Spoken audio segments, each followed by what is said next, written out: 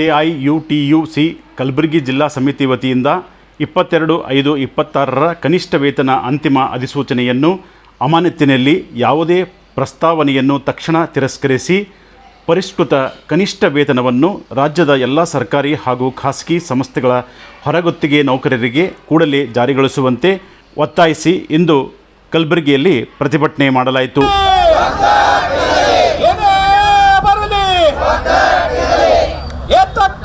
ಹೋರಾಟ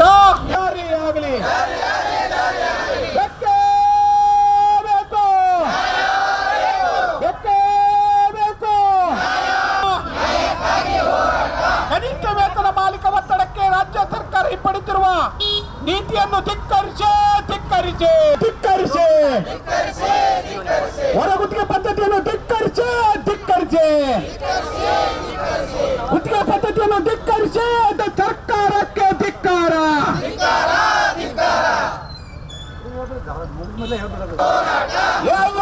ಜಿಂದಾಬಾದ್ ಜಿಂದಾಬಾದ್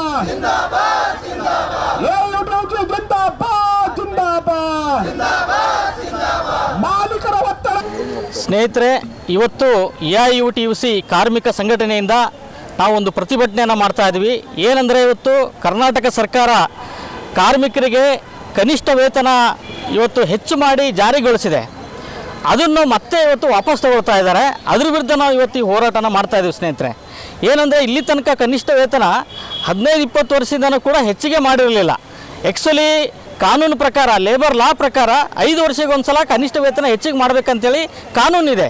ಆದರೆ ಯಾವ ಸರ್ಕಾರ ಕೂಡ ಇಲ್ಲಿ ತನಕ ಹೆಚ್ಚಿಗೆ ಮಾಡಿರಲಿಲ್ಲ. ಲಾಸ್ಟ್ ಟೈಮ್ ಅದನ್ನು ಹೆಚ್ಚಿಗೆ ಮಾಡಿ ಆದೇಶನ ಮಾಡಿದ್ರು, ಮತ್ತು ಕೆಲವು ಇಲಾಖೆಗಳು ಆ ವೇತನ ಕೂಡ ಕೊಟ್ಟರು.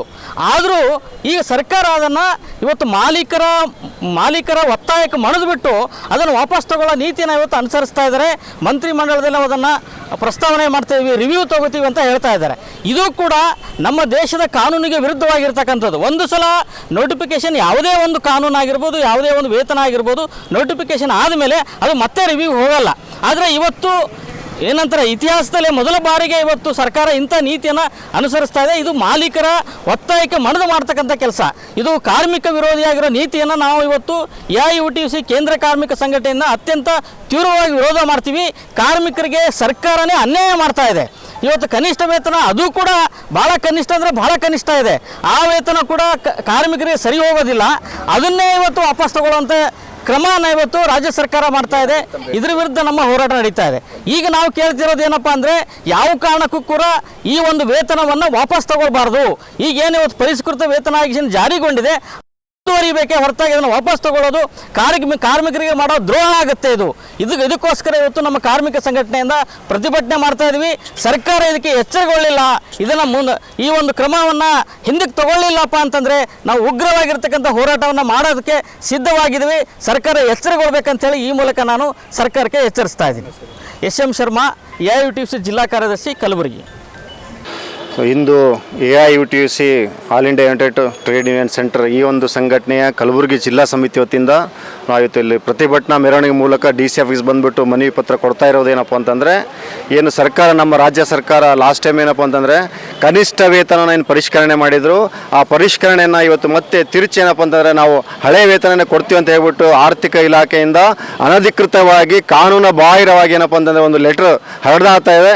ಆ ಒಂದು ಲೆಟ್ರ್ ಪ್ರಕಾರ ಏನಪ್ಪ ಅಂತಂದರೆ ಇವತ್ತು ಮತ್ತೆ ಎಲ್ಲ ಇಲಾಖೆಗಳು ಕೂಡ ಲೆಟ್ರ್ ಹಾಕಿದ್ದಾರೆ, ನೀವು ವೇತನವನ್ನು ಪರಿಷ್ಕರಣವಾದಂಥ ವೇತನವನ್ನು ನೀವು ಕೊಡಬಾರ್ದು, ಹಳೆಯ ವೇತನ ಕೊಡಬೇಕಂತ ಹೇಳ್ಬಿಟ್ಟು ಎಲ್ಲ ಇಲಾಖೆಗಳಲ್ಲಿ, ಅದು ಸಮಾಜ ಕಲ್ಯಾಣ ಇಲಾಖೆ ಇರಲಿ, ಅಲ್ಪಸಂಖ್ಯಾತರ ಇಲಾಖೆ ಇರಲಿ, ಅಥವಾ BCM ಇರಲಿ, ಅಥವಾ ಜೆಸ್ಕಾಮ್ ಇರಲಿ, ಎಲ್ಲ ಇಲಾಖೆಗಳಲ್ಲಿ ಏನಪ್ಪ ಅಂತಂದರೆ ಆ ಒಂದು ಲೆಟ್ರ್ ಹಾಕಿದ್ದಾರೆ.